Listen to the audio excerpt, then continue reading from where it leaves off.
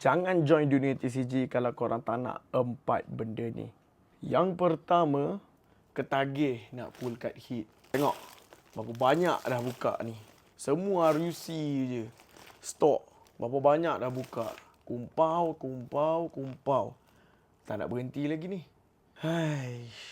Ketagih nak pull card hit.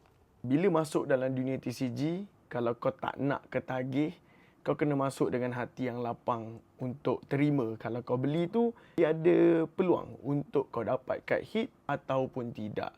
Yang kedua pula, kau tak tahu duit kau hilang entah ke mana. Asal tengah bulan je, mana duit aku pergi? Asal hujung bulan je, mana duit aku pergi? Duit dah habis dekat TCG. Duit dah habis kau beli kad Pokemon, kad One Piece, kad Digimon, kad macam-macam lagi lah.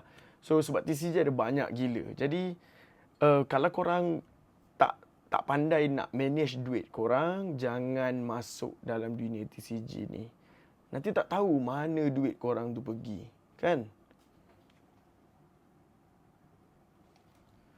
Yang ketiga pula adalah kalau korang tak nak rumah korang jadi macam store. Store apa? Store simpan kad. Kad RUC pun korang simpan. Bukan nak buat deck pun, kad RUC pun korang simpan. Kad hit pun korang simpan. Rumah jadi store. Entah collection korang tak bersusun apa benda semua. So kalau bersusun tu lain cerita. Ini masuk je bilik daripada atas, bawah, kiri, kanan, depan, belakang penuh dengan kad, penuh dengan collection. So kalau nak duduk dalam dunia TCG ni, mengemaslah sikit bilik tu, mengemaslah sikit rumah tu. So that collection korang ni jadi tersusun, jadi rapi.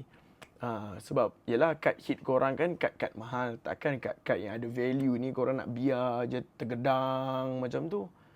Okay? Dan yang keempat ni yang paling bahaya sekali lah. Janganlah korang masuk dunia TCG sebab benda ni aku buatkan korang salah.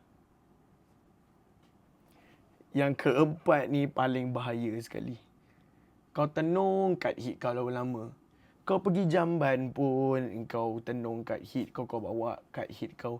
Kau makan pun kau bawa sekali kad hit kau, duduk dengan kau makan sekali. Kau nak keluar pergi jalan-jalan pun kau bawa kad hit kau letak kat seat sebelah. Bawa kereta jalan-jalan dengan kad hit kau. Kau nak tidur pun kau letak juga kad hit kau kat sebelah tu. Lagi-lagi kalau kad tu